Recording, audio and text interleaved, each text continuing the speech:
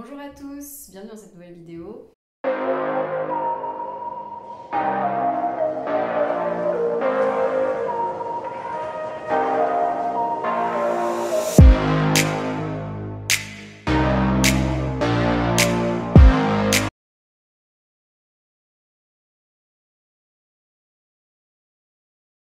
Si vous n'avez pas vu ma vidéo précédente, je vous invite à aller la voir parce que c'est une vidéo un peu explicative de pourquoi j'ai ouvert cette chaîne, pourquoi je suis ici. Aujourd'hui, je vais donc vous présenter la Tissot Everytime Small que je porte aujourd'hui, qui est la première montre d'horloger que j'ai eue et que j'adore honnêtement. Si jamais ça vous intéresse d'avoir un petit rappel et surtout de savoir ce qu'il en est sur cette marque, comment elle a été créée, son évolution, aller la voir. Voilà, donc aujourd'hui on va parler de celle-ci, donc je vous ferai des petits plans un peu plus proches pour que vous puissiez un peu mieux la voir. Et avant toute chose, je voulais quand même revenir sur le fait que Tissot a toujours été une marque, en fait, comme j'ai pu le dire dans ma précédente vidéo, qui s'est adaptée à l'ère du temps. Et c'est vrai qu'elle s'est aussi adaptée en fait à la mode féminine. Donc petit à petit, en fonction de tout ce qui a pu arriver dans le domaine de la mode des femmes, c'est très intéressant parce qu'elle est toujours en accord avec ce que les femmes recherchent en fonction de l'époque, en fonction de l'ère du temps, et je trouve ça vraiment génial. Et d'ailleurs, vous allez vous dire que je suis une passionnée d'histoire, mais il est vrai que des femmes très célèbres, même au tout début de Tissot, ont fait des commandes spéciales. Et je pense notamment à Elisabeth de Bavière, la reine des Belges, qui avait fait une commande spéciale pour Tissot. Je trouve ça quand même assez dingue qu'à l'époque, des rois, des reines, toutes ces personnes de la monarchie qui étaient déjà intéressées par le fait d'avoir une belle montre. Je trouve ça génial. Il y avait aussi Carmen Miranda. Alors je vais pas vous mentir, je ne la connaissais pas avant d'en apprendre un peu plus sur Tissot, mais c'était en fait une cantatrice mondiale qui elle aussi avait fait une commande auprès de Tissot pour avoir une montre.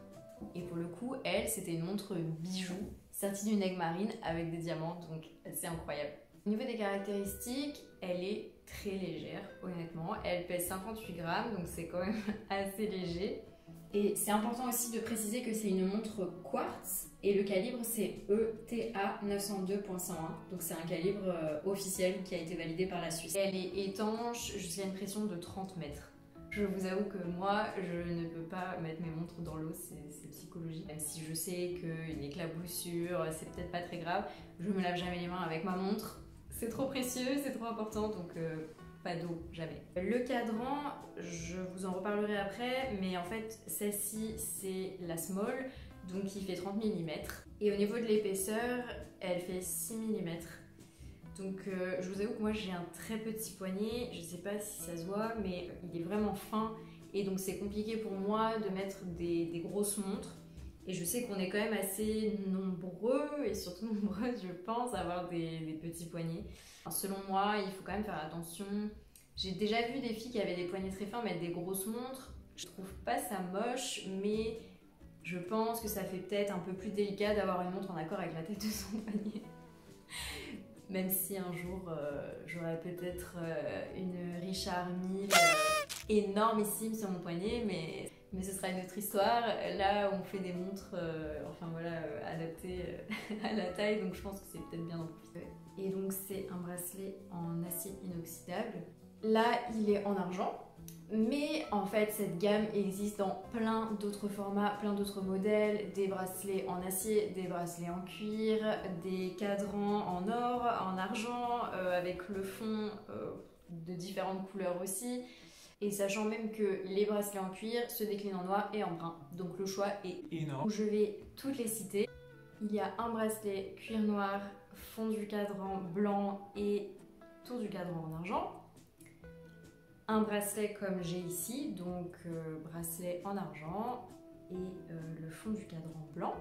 Il y a ensuite un bracelet cuir brun avec le fond du cadran blanc et le tour du cadran en or. Il y a aussi un modèle avec le bracelet or et argent et le fond blanc. Ensuite un modèle avec le bracelet or rose, le tour du cadran or rose et le fond blanc. Et un modèle bracelet en cuir noir, tour du cadran en or et le fond blanc.